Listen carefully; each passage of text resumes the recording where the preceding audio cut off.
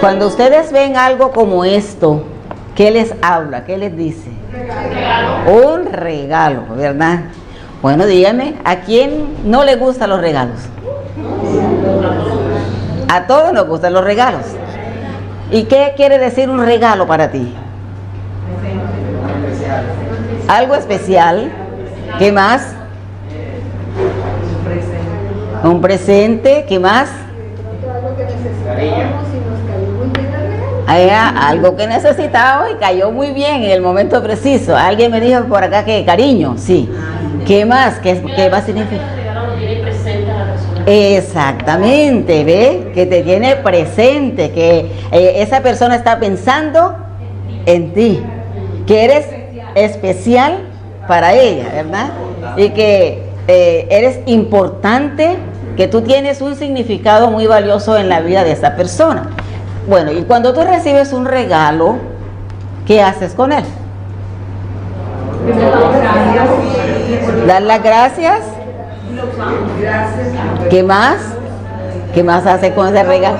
¿Lo cuidas? ¿Dónde lo pones? ¿En cualquier parte?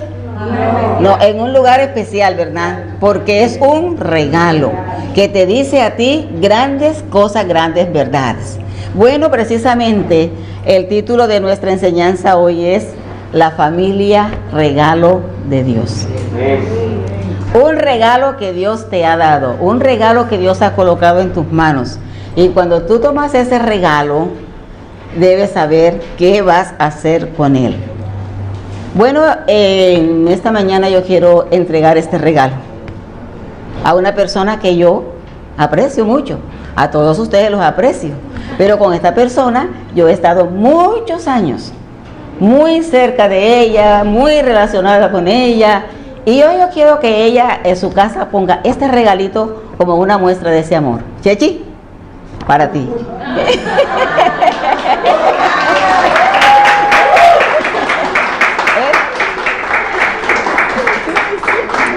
Es algo sencillo, pero muy sencillo. Ah, la foto. Ay, qué bendición. Es sencillo, creo, quise traerlo como una ilustración, pero es algo muy especial, ¿verdad? Bueno, todos nosotros conocemos y sabemos lo que es la bendición de tener una familia, ¿verdad? ¿Cuántos aquí tienen hijos? ¿Cuántos son padres? Todos aquí, en realidad, todos somos y pertenecemos a una familia en nuestros hogares. Y en este lugar somos la gran familia de Dios.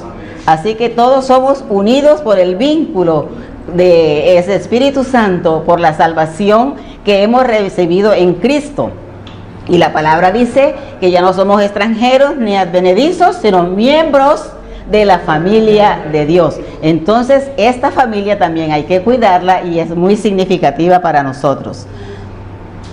Todos nosotros damos todo lo que tenemos y podemos para ayudar, para bendecir a nuestra familia, cuando entendemos el valor de ellas, cuando entendemos el calor de hogar, cuando entendemos el amor, cuando entendemos la atención, la disciplina y la formación que hemos recibido como familia. Damos todo para que esos propósitos se cumplan en nuestra familia. Y nosotros como agradecidos del Señor, debemos estar siempre bien agradecidos del Señor, agarrados de Él, en su presencia, dándole gracias por la familia que nos ha dado. ¿Cuántos le dan gracias a Dios por la familia que tienen? ¿Cuántos están aquí en esta mañana como familia, completicos? Como familia. Aquí tenemos la primera, el pastor, sus padres. Muy bien. Bueno, yo sé que hay unos con tíos, con primos, con hijos, con hermanos, pero aquí estamos en la gran familia de Dios. La familia es un regalo que Dios ha colocado en las manos de los padres para cuidar, para guiar, para que se cumpla en ellos el propósito de Dios, y según ese propósito de Dios, hacer de cada hogar un lugar de armonía, de seguridad, de confianza y bendición. Pero triste y lamentablemente estamos viviendo una época en la que esto no se está viendo, no se está viviendo, no estamos realizando este propósito eterno de Dios que tuvo en su corazón al darnos la familia. El inicio de un final bendecido o fracasado depende de una decisión que debe ser tomada con toda la seriedad, la honestidad y seguridad que requiere un propósito de vida familiar. Y ese propósito es hacer y vivir conforme a la voluntad de Dios. Es el propósito esencial de una familia, mucho más de una familia cristiana, porque esto fue lo que nació en el corazón de nuestro Dios. La familia, ¿cuándo comenzó la familia? Fue organizada con todas las prebendas de dicha y felicidad en el corazón de Dios. Allí se inició, en el corazón de Dios. Por eso Él dijo, hagamos al hombre a nuestra imagen, conforme a nuestra semejanza, y señoree en los peces del mar, en las aves de los cielos, en las bestias, en toda la tierra, y en todo animal que se arrastra sobre la tierra. Y creó Dios al hombre, eso nos está diciendo en Génesis, creó Dios al hombre a su imagen, a imagen de Dios lo creó, varón y hembra los creó. Ese es el inicio, el principio eterno de Dios que no ha cambiado hoy. A pesar de todo lo que vemos, ese principio de Dios no ha cambiado. Y los bendijo Dios, ¿a quién? Al hombre y a la mujer. Y los bendijo Dios y les dijo, fructificad y multiplicaos. Ese es el mandato primero del Señor. Fructificad y multiplicaos. Llenad la tierra y sojuzgadla. Y señoread en los peces del mar, en las aves de los cielos y en todas las bestias que se mueven sobre la tierra. Y dijo Dios, he aquí que os he dado toda planta que da semilla, que está sobre toda la tierra, y todo árbol en que hay fruto y que da semilla, os serán para comer. Y a toda bestia de la tierra, y a todas las aves de los cielos, y a todo lo que se arrastra sobre la tierra en que hay vida, toda planta verde les será para comer. Y fue así. Y vio Dios todo lo que había hecho. Y he aquí que era, ¿cómo? Bueno, apenas bueno. En gran manera. Vio Dios todo lo que había hecho y dijo, he aquí que es bueno en gran manera. Y fue la tarde y la mañana el día sexto, según dice Génesis 1, 26 al 31.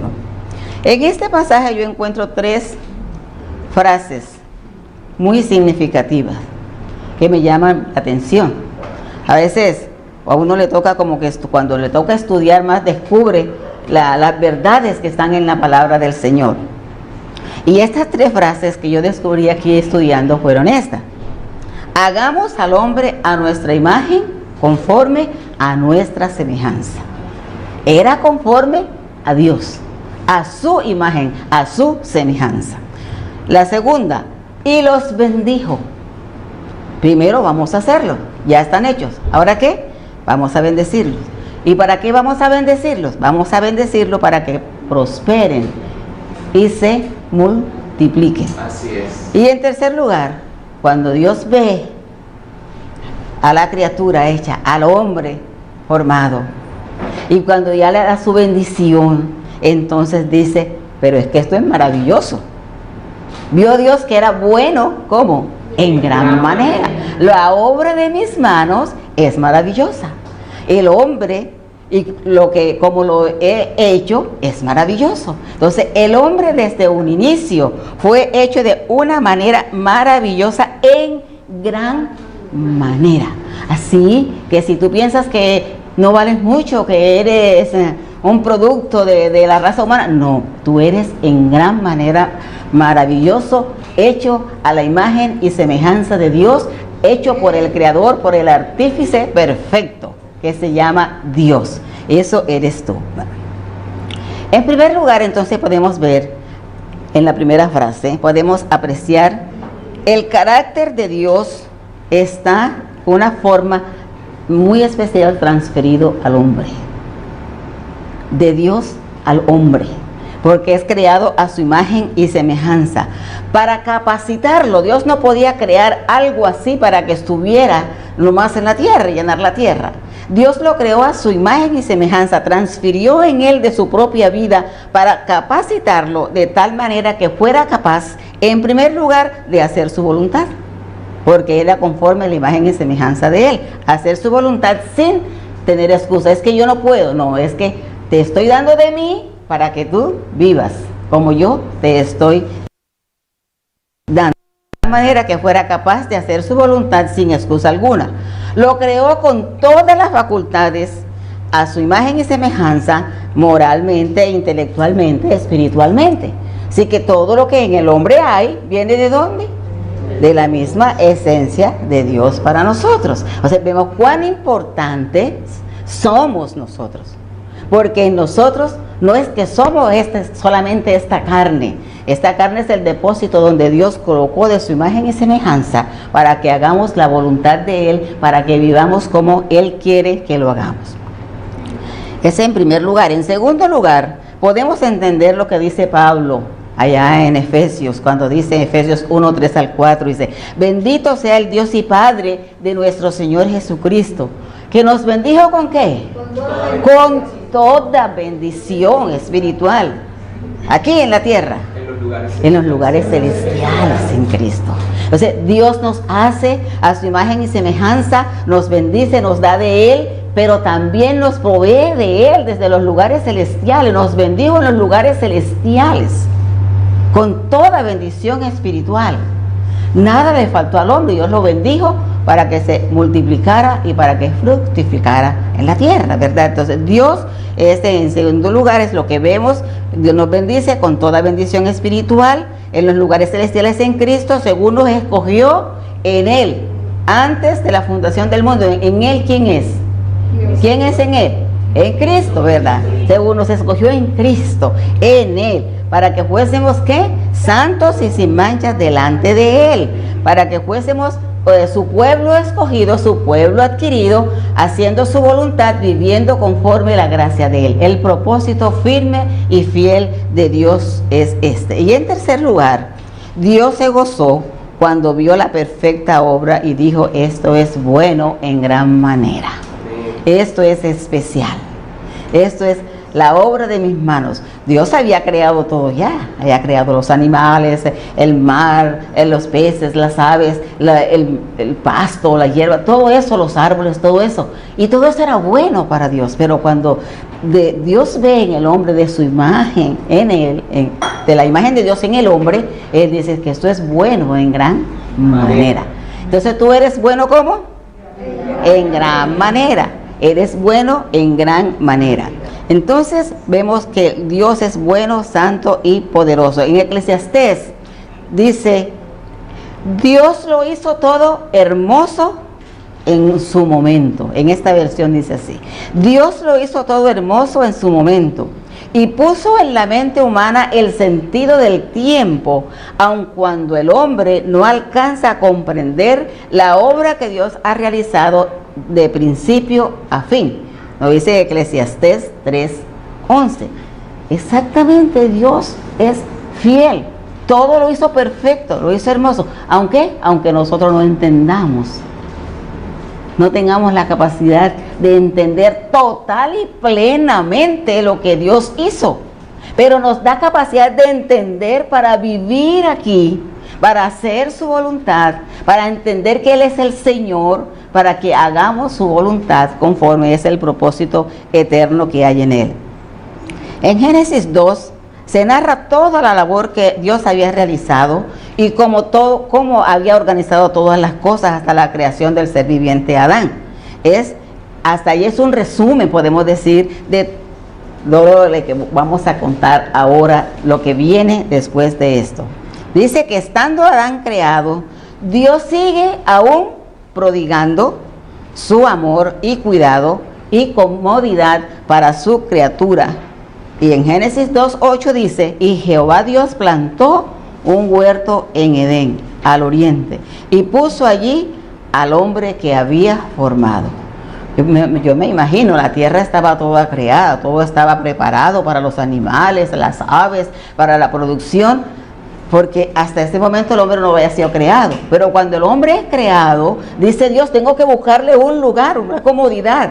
Tengo que establecerlo en un lugar que él se sienta seguro, se sienta cómodo. Y mire lo que le hizo. Hizo un huerto hermoso. ¿Para qué? Para que Adán, ese ser donde ahora está la imagen de él, pudiera vivir, disfrutar, conocer, mirar la grandeza, las maravillas del Señor. Allí en el huerto puso entonces al hombre que había formado. La ternura de Dios es grande, el cuidado de Dios es incomparable. Cuánto amor le brinda Dios a Adán, y entender que ese amor que Dios le prodigó a Adán es el amor que también hoy Él nos prodiga a nosotros, porque también somos sus hijos, y es el mismo cuidado que tiene de nosotros, como lo dice Eclesiastés, aunque no entendamos, aunque no comprendamos, aunque no alcancemos a tener la plenitud de lo que Dios ha hecho, mas sin embargo lo que tenemos y lo que Dios nos permite es lo que necesitamos para vivir aquí y para hacer su santa voluntad. Dios tenía en su corazón la familia, sin lugar a dudas, no podemos negarlo. Tenía en su corazón la familia, todo lo hizo hermoso a su tiempo, y como todo debe comenzar en orden, al Dios pensar en la familia también, Dios establece el orden en la familia al celebrar la primera boda, al celebrar la primera unión. Dice la palabra y ahí que en el más hermoso lugar de la tierra, libre de contaminación, no había rencores, no había envidia, no había desconfianza, no había rebeldía, no había nada que pudiera dañar una buena relación. Lo único que ese lugar era impregnado del amor y de la presencia de Dios, como debe ser toda familia, porque así lo hizo Dios en el principio. Ahí no había nada que obstaculizara, que tuviera problemas para una relación familiar. Estaba comenzando. No sabíamos que iba a venir, estaba comenzando. Pero Dios lo estableció así al principio. Y ese debe ser el objetivo nuestro, de que nuestra familia pueda ser así también conforme a la imagen y Dios, porque la imagen de Dios está en nosotros. También es de apreciar que el mayor reconocimiento que un hombre le ha dado a una mujer lo hizo Adán. A mí me llamó mucho la atención este pedacito. Cuando Dios el Padre entrega a la mujer a Adán, es algo muy especial. Yo me quise trasladar como ya, y quiero que se trasladen ustedes a ese momento especial cuando Dios le entrega a esa mujer a Adán, y Adán la ve. Él no había tenido esa capacidad, esa bendición de disfrutar algo tan hermoso, y cuando él ve a su compañera que Dios le lleva, digo yo, como si él mismo hubiera dicho, este soy yo en versión femenina. Este soy yo en versión femenina. Este se parece a mí. Es como yo. ¿Me entiende? La entiendo. Habla conmigo. Es que este es como si fuera yo mismo. Por eso dice carne de mi carne, hueso de mis huesos. Entonces la diferencia que va a ser entre ella y yo es una sola letra. Yo soy varón y ella es varona. Ella es varona. Entonces soy yo en esa versión femenina. Soy yo allí transmitido. Me estoy viendo yo allí mismo en esta mujer. ¿No le parece maravilloso que Dios haya hecho eso tan grande, tan hermoso? Que Dios bendice a la familia. Inicia con la bendición. La familia se inicia con la bendición. Dios los hace. pero luego los une. Ellos no porque están allí comienzan a unirse, sino esperan el momento preciso en que Dios mismo los une con esa bendición especial, con esa bendición espiritual, dándole la bendición en el matrimonio. Entonces dice allí, por tanto, dejará el hombre a su padre y a su madre, ¿y qué va a pasar? Se unirá a su mujer y serán una sola carne, con la bendición de Dios. Primero, la bendición de Dios. Y este principio no ha cambiado. Queridos jóvenes, señoritas están aquí, este principio no ha cambiado. Si quieres una bendición para tu familia, quieres que Dios te dé un regalo grande en tu vida familiar, comienza por donde debe ser. Comienza por donde debe ser. No te dejes llevar de la cultura, ni las amistades, lo que dice el mundo. Déjate llevar por lo que dice Dios. Comienza con la bendición. Y cuando comienza esa bendición especial con Dios, entonces dice de inmediato, dejará el hombre todo, su padre y su madre, lo más querido, lo más preciado. Porque hay algo muy súper especial que Dios te ha traído ahora y es tu compañera. Y los dos serán una sola carne. Los dos serán una sola carne. Y queridos amigos, no podemos perder de vista el amor y el propósito de Dios al crear la familia. Ese fue el propósito de Dios, ese es el regalo que Dios te está dando a ti. El mayor regalo cuando tú vienes a Jesucristo y lo conoces, es esa familia que Él te ha dado. Porque esa familia no nació porque tú te casaste, porque escogiste al caballero que tú quisiste escoger, o a la dama que tú quisiste escoger, porque a ti te gustó, porque tú lo planeaste. No, la familia tú la tienes porque nació en el corazón de Dios como un regalo especial para ti, y debes cuidarlo y debes hacer de él lo que Dios quiere. Dios quiere, igual que en el Edén, Dios sigue hoy con sus ojos puestos sobre la familia. Igualmente, no los ha apartado. Dios sigue fijando sus ojos sobre la familia, sobre el hombre, proporcionando y direccionando la creación de sus manos a ti, porque nosotros cada día necesitamos ser moldeados por el Señor, dirigidos por el Señor, para que no perdamos el horizonte, para que no perdamos la dirección y para que podamos ser dirigidos, para que podamos hacer la voluntad de Dios en lo que a Él le place, no en lo que a mí me place. Mi propósito, hacer que Dios haga con mi familia lo que Él quiere, lo que Él tiene en su plan, lo que Él tiene en su propósito para el hombre.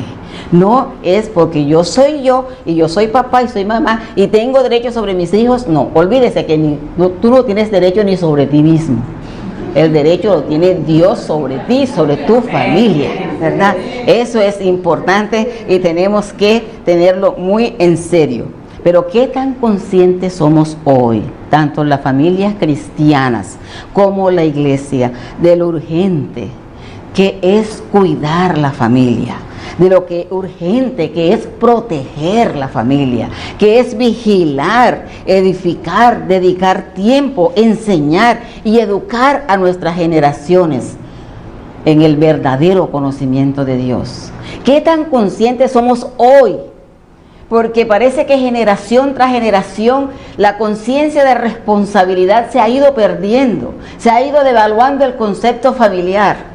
Cada día el modernismo y el avance ha ido apartando los principios divinos, el principio celestial creado por Dios para implantar los principios del mundo o los principios nuestros en nuestra familia.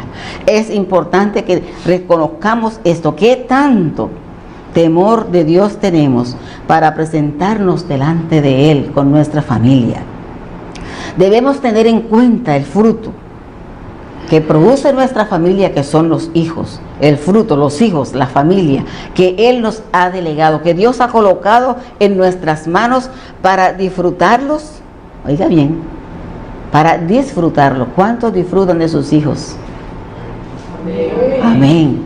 Y yo creo que toda madre, todo padre cristiano debe disfrutar a sus hijos, porque eso es lo que Dios quiere. Dios te lo dio para eso, para que lo disfrutes, para cuidarlo, para edificarlos, para instruirlos en sus caminos, con su temor en la gracia y la enseñanza del Señor, porque después tenemos que devolvérselos a Él. No son tuyos para siempre. Son tuyos para que los disfrutes, los enseñes, los eduques, los guíes y los conduzcas al cielo, porque para allá tienen que volver. Y si no van para allá, el problema va a ser tuyo con el Señor. Porque Él dice que esos hijos son, ¿qué? Herencia. Herencia de Jehová son los hijos, cosa de estima, el fruto del vientre. Entonces los padres tenemos una responsabilidad. Vea que digo los padres, no estoy diciendo la mamá o el papá, los padres, los dos son tan responsables de la crianza y educación de los hijos delante del Señor. No puede ser uno y nadie puede echarle una mayor responsabilidad al otro, porque no es así. Y este ejemplo lo vemos en la Biblia. Hay de padres y de madres también que lo hicieron separadamente, pero por circunstancias, ¿no? Pero como sucede en todas las cosas. Por ejemplo, tenemos en la Biblia, en el Nuevo Testamento, conocemos a Loida y a Eunice. Ellos entendieron esa responsabilidad. Loida y Eunice, no había un padre que representara a la familia allí, estaban ellas dos. Pero estas dos mujeres vieron y sintieron la responsabilidad de criar ¿a quién? ¿A quién? ¿A quién criaron ellas? A Timoteo, ¿verdad? Bajo el temor del Señor, en la guianza del Señor. Y estas mujeres fueron responsables, entendieron que ese Timoteo tenía que devolvérselo a Dios. Por tanto, dedicaron su vida y con toda responsabilidad para educarlo. ¿Y cómo lo educaron? Vieron el resultado en Timoteo, porque enseñaron no solamente diciendo, oye lo que dice Pablo, tú tienes que ir a la iglesia, tú tienes que arrepentirte, tú tienes que convertirte. No, ¿qué dice? Enseñaron no solo con palabras, sino con sus propias vidas, como ejemplo de fe, ejemplo de confianza, de seguridad en todo momento, con constancia y permanencia en quien habían creído. ¿Por qué? Porque el ejemplo, mis queridos padres, la vida familiar, la vida de hogar, habla y enseña más que un mensaje en la iglesia. Porque tus hijos van a la iglesia a vivir lo que han aprendido en el hogar. Si es una responsabilidad grande. Es hermoso tener hijos, pero es responsabilidad criar hijos. Es una gran responsabilidad educarlos para el reino de los cielos. Estamos viviendo en tiempos de total perdición, no podemos negarlo. Estamos viviendo en tiempos de abominación, ¿sí o no? Estamos viviendo en tiempos de desenfreno, ¿sí? Estamos viviendo en tiempos que, si fuera posible, y los que den la oportunidad van a ser engañados y van a ser sacados del redil del Señor. Los tiempos que estamos viviendo son los tiempos que la palabra dice que vendrían. Eso no están fuera del contexto de Dios, están allí dentro, y Dios nos lo enseñó para que podamos estar alerta a las circunstancias que vamos a vivir. Entonces es necesario que los mayores, que los padres, que los hermanos mayores, que la congregación de nuestra iglesia afirmen en la fe y el conocimiento del Hijo de Dios, se afirmen ellos y afirmen a sus familias, para que sean influencia positiva en a nuestros hijos, a nuestros jóvenes en este mundo, en la actualidad en que estamos viviendo, porque no es nada fácil.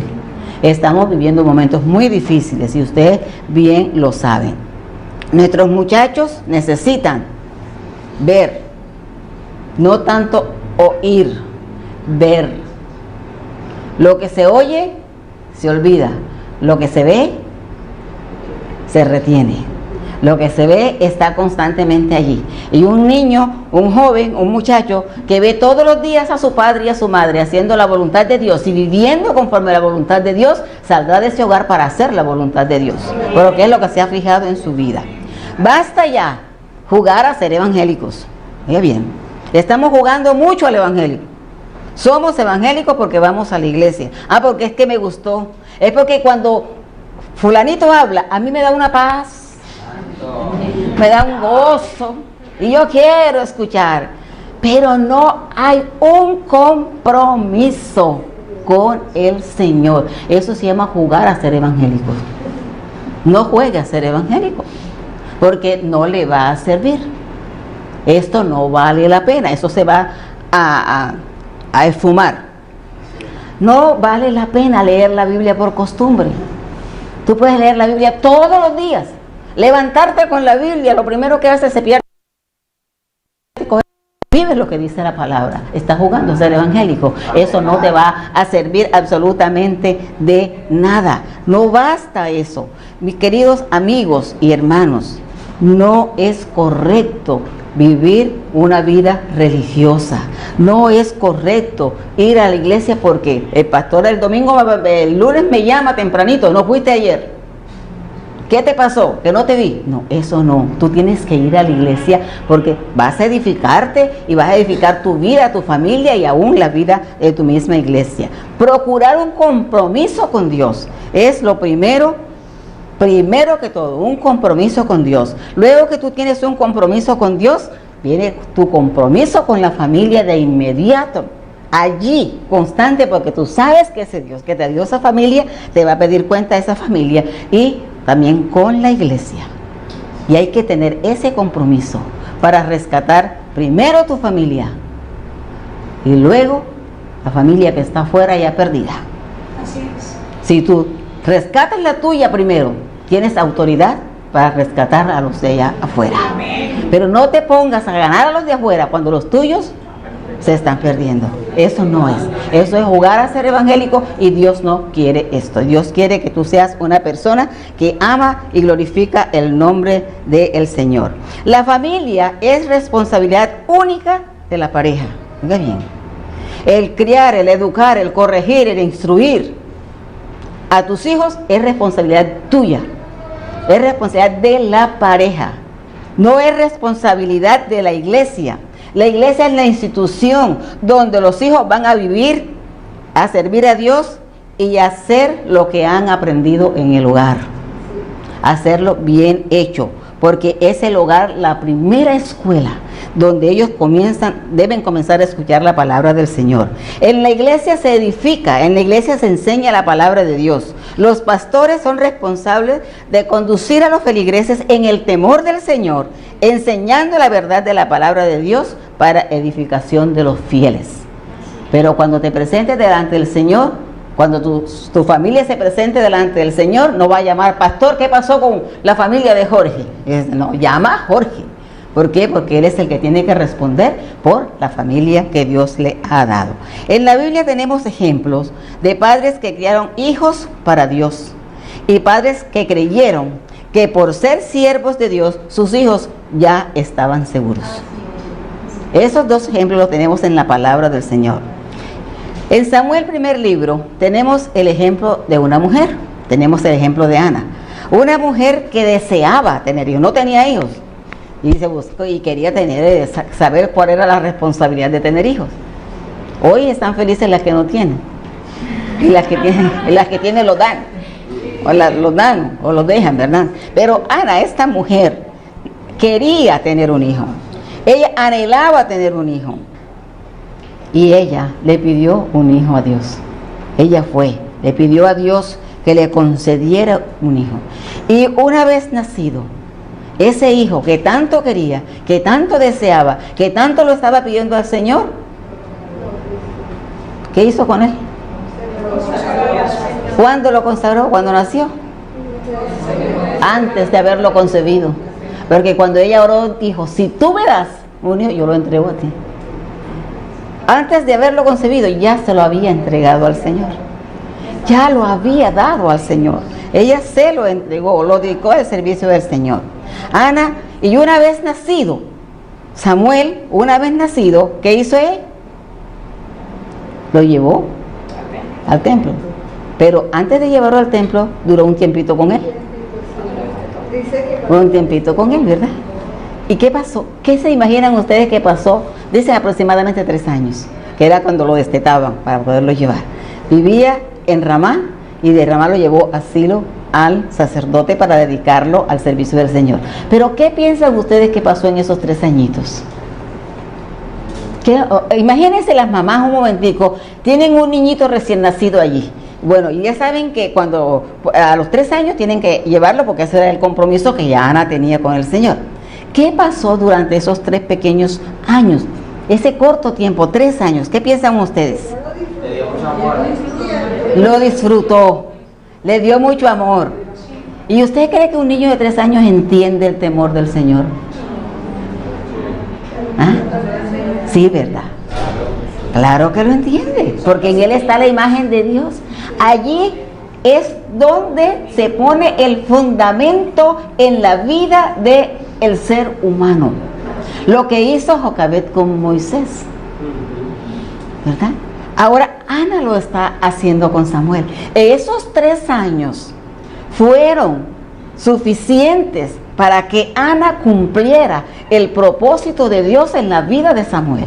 Le enseñó, le instruyó, le mostró quién era ese Dios a quien ellos amaban. Le dijo, ese Dios a quien yo amo fue que permitió que tú nacieras, porque yo no podía tener hijos, pero Él tan grande y tan poderoso te dio a ti. Ahora tú vas a servirle a Él, porque yo con gratitud me voy a desprender de ti y te voy a llevar a la casa de Dios para que tú sirvas en el sacerdocio, para que tú aprendas a conocer más a ese Dios que es tu Padre, que te engendró, que te formó. Tú vas a serle fiel a Él todos los días de tu vida. Le enseñó, le instruyó en ese camino del Señor. Hoy decimos que los niños están muy pequeños, no entienden.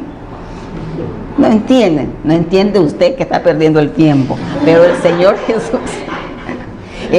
Jesús nos dio la sabiduría y el entendimiento para saber que siempre es el tiempo para hablar de Él.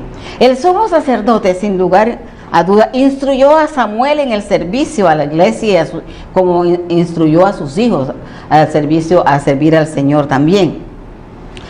Servir al Señor para el sacerdote Elí era su gran responsabilidad y sin lugar a dudas creía que sus hijos que estaban ahí en el templo, que nacieron allí, que vieron cómo se ofrecían los sacrificios, que escuchaban todo el sacrificio que hacía y todas las ceremonias que se hacían en el Antiguo Testamento, él estaba seguro, estaba convencido, plenamente convencido que sus hijos se sabían de memoria, y realmente se sabían de memoria las ceremonias. Todos los rituales se los sabían de pe a pa.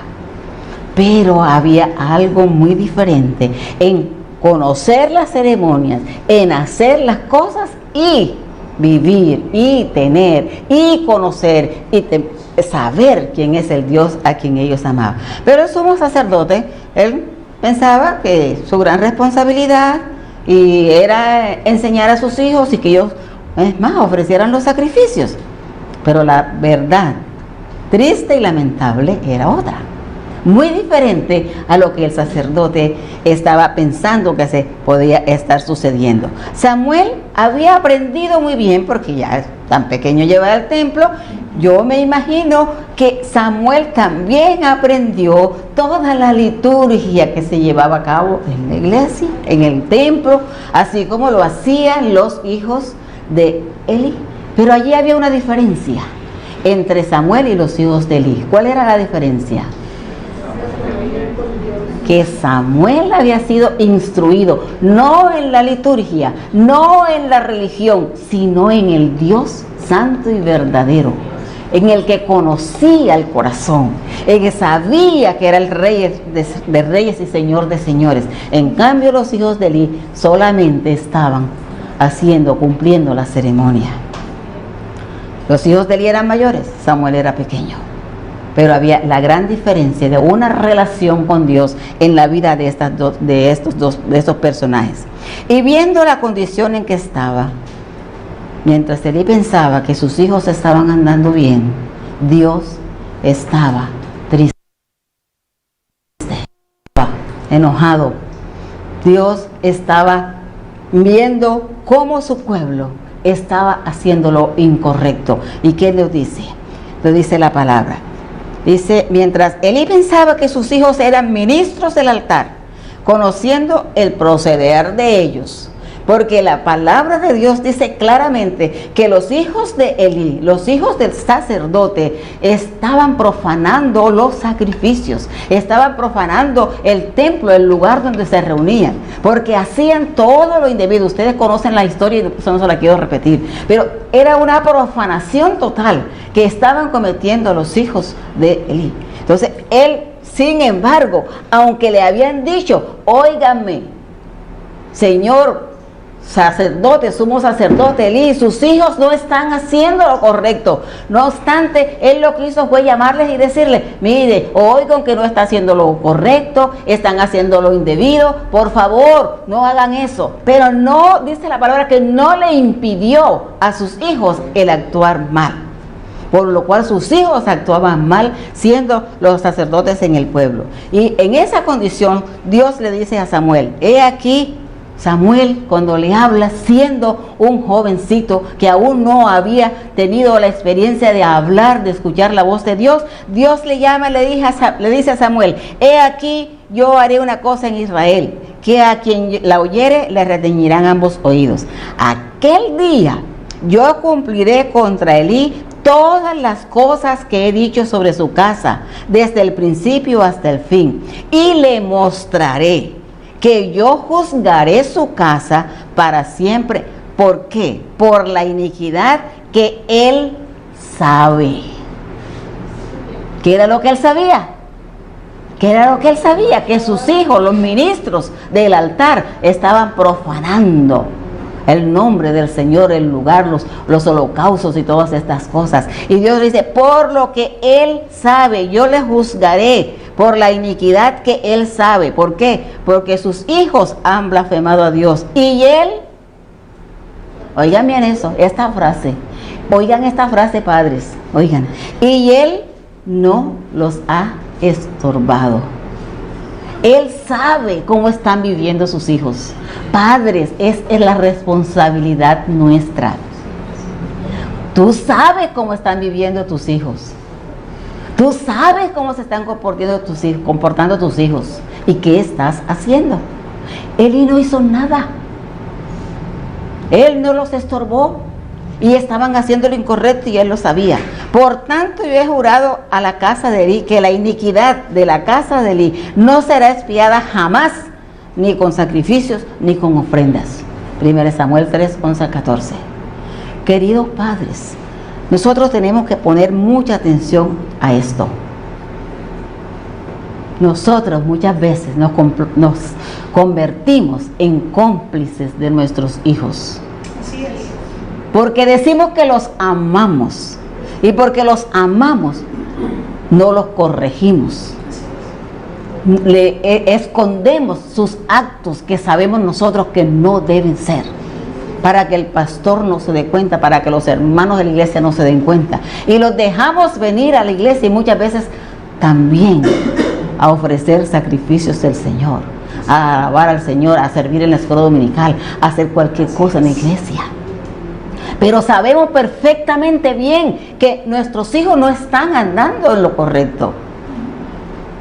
Elí no los estorbó y por eso vino el castigo sobre ellos.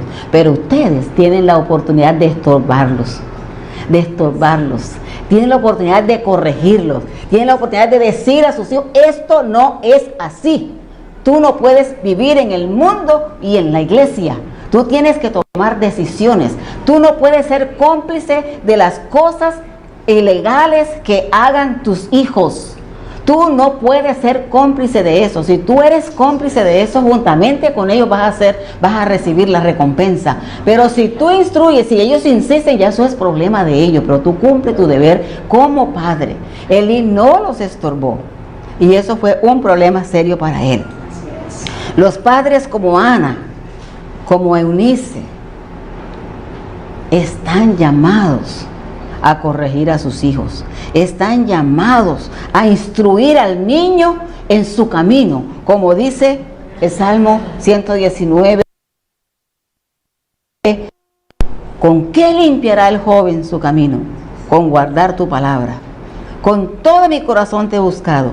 No me dejes desviarme de mis mandamientos. En mi corazón he guardado tus dichos para no pecar contra ti. Ese es trabajo que se hace en la niñez. Ese es trabajo, ese es fundamento que se pone en la vida de los niños. No podemos ser cómplices, no podemos seguir permitiendo que nuestros hijos deshonren el nombre del Señor. No podemos permitir que se conformen a este mundo viviendo culturalmente, haciendo la voluntad de la carne y de los pensamientos, pretendiendo servir al Señor y vivir la vida que ellos quieren. Eso es mayor responsabilidad para nosotros. Otro ejemplo que vemos en la Biblia es precisamente Samuel. Precisamente. A veces nos da tristeza decir, oiga, pero ese no es hijo del pastor fulano. Y esa no es la hija de la que dirige la alabanza en la iglesia y de la líder de los diáconos y de la... Ese no puede ser. Es ella. Sí, ella es. Pero ¿cómo es posible si él es el pastor y ella es líder? Ella es. ¿Qué pasó? Triste y lamentablemente le aconteció esto a Samuel. Samuel fue instruido, conocía, tenía, pero perdió el horizonte en un momento dado. Separó la familia del servicio y no podía hacer esto, no se podía separar la familia del servicio.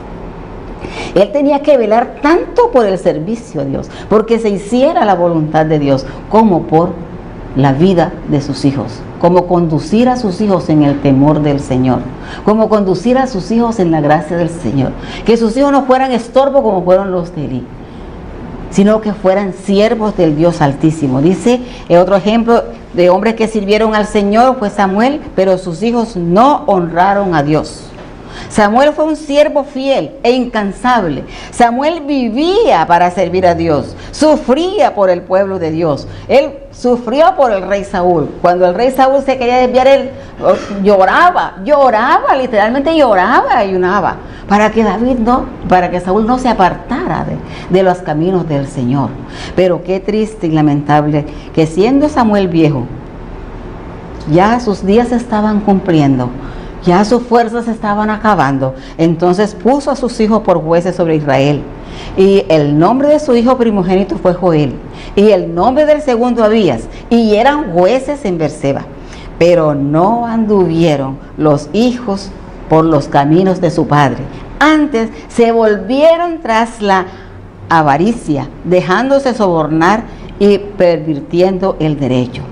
Entonces todos los ancianos de Israel se juntaron y vinieron a Ramá para ver a Samuel y le dijeron: he aquí, ya tú has cumplido tu propósito, ya te has envejecido, ya tú no tienes fuerza.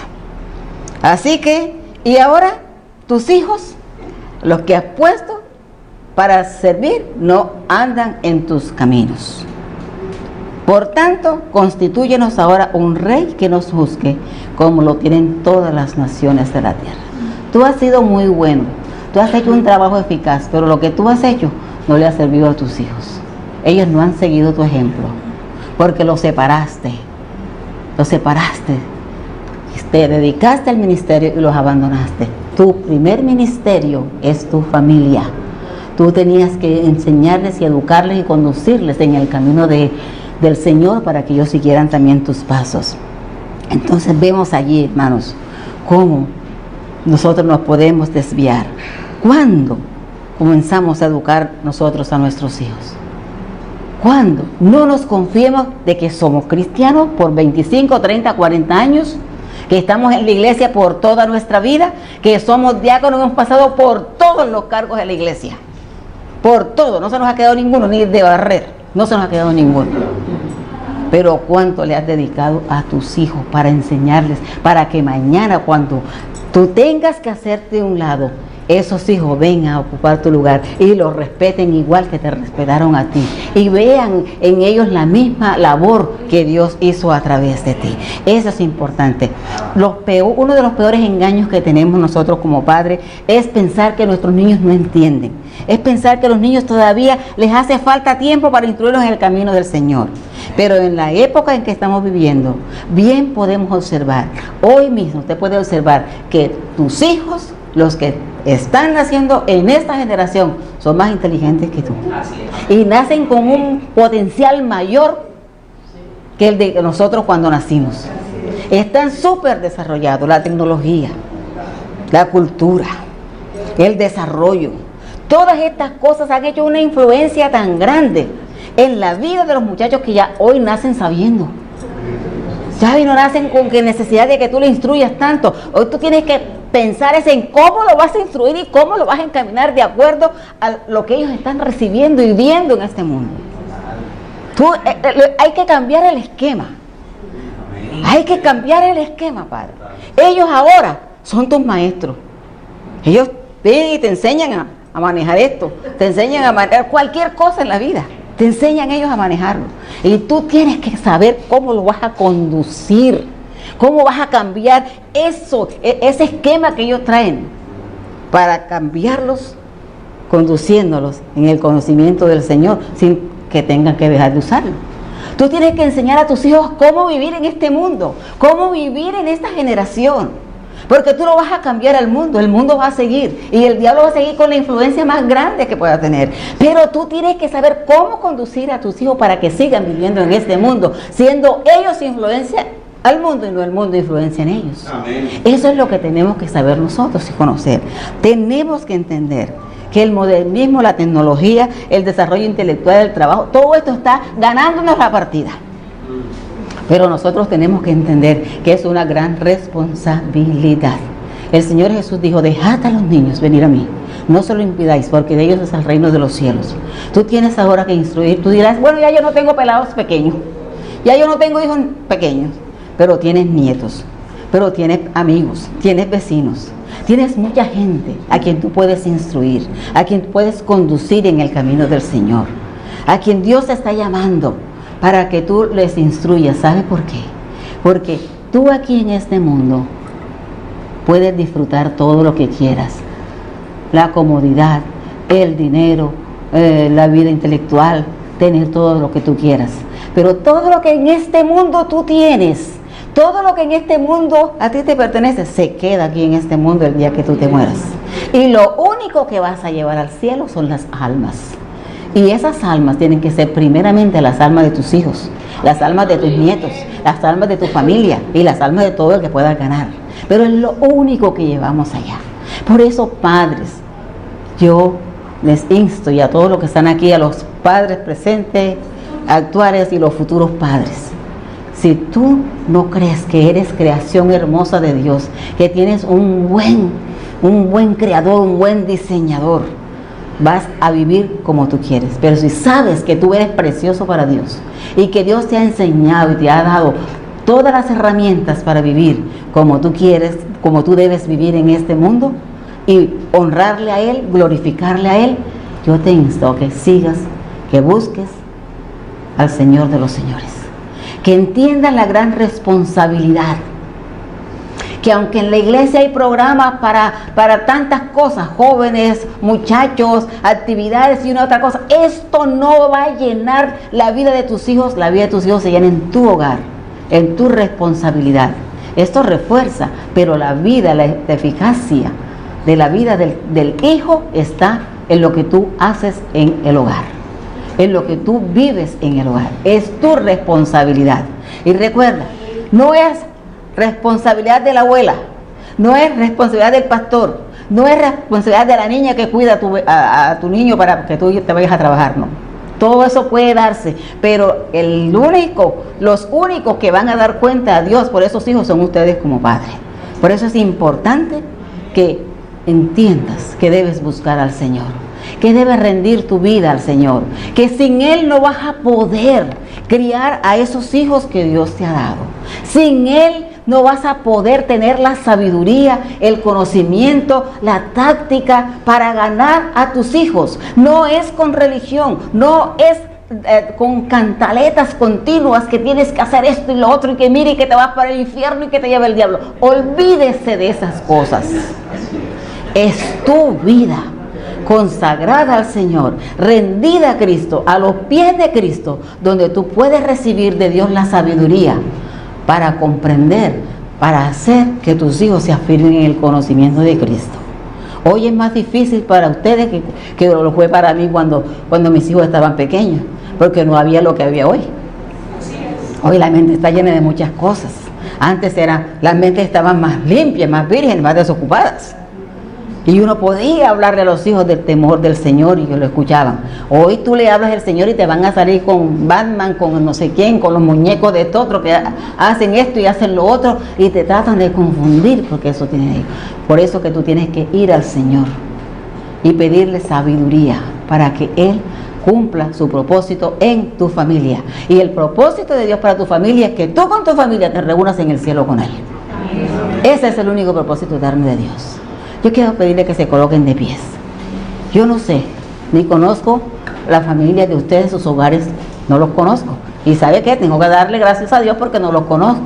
Lo que dirían, me está hablando a mí, no a ninguno de ustedes. Pero Dios sí lo sabe. Dios sí lo conoce. Dios sí entiende exactamente lo que está pasando en tu vida, lo que está pasando en tu hogar. Conoce a tus hijos. Y quiero darte una buena noticia. Nada de lo que está sucediendo en tu hogar, nada de lo que está sucediendo en tus hijos, nada de las circunstancias adversas son problemas que Dios no pueda resolver. Dios los puede resolver, Dios los puede cambiar, Dios puede hacer de tu hogar, a pesar del tiempo, a pesar de la edad de tus hijos, un hogar para la gloria de su nombre. Hogar que glorifique el nombre del Señor, un hogar donde tú te regocijes con el regalo precioso de la familia que Dios te ha dado. Amén. Vamos a darle gracias al Señor por este momento que nos permite. Ora al Señor. Dale gracias por tu hogar. Dale gracias por tu familia. Y dile al Señor, ¿cómo está tu familia? Dile al Señor allí que te dé la sabiduría para cambiar lo que se debe cambiar, para afirmar lo que hay que afirmar y sobre todo para que haga de ti, haga de ustedes padres, hombres y mujeres de ejemplo, de firmeza, de sinceridad, de honestidad, hombres y mujeres que en realidad honren el nombre del Señor para que sean influencia en sus hijos, para que sus hijos quieran hacer lo que ustedes hacen, para que sus hijos quieran ser como ustedes son, hombres y mujeres del reino de los cielos, que glorifiquen al que vive por los siglos de los siglos. Señor Jesús, gracias. Gracias te damos a ti. Te adoramos porque tú eres bueno, santo, excelso y maravilloso. Gracias porque desde el momento que creaste a Adán, no has dejado de fijar tus ojos sobre nosotros y enseñarnos y guiarnos y querer dirigirnos en la vida familiar. Gracias por cada familia representada esta mañana aquí. Gracias por cada uno, Señor, de los hijos que has dado a tus hijos. Gracias, Padre, porque ellos son tu herencia. Y tú, Padre amado, sé que tienes grandes propósitos con ellos. Ayúdales, Padre mío, a reflexionar, a buscar, a cambiar, Señor, conforme a tu voluntad para la gloria de tu nombre. Gracias te damos, te adoramos y te bendecimos. En el nombre de Jesús. Amén.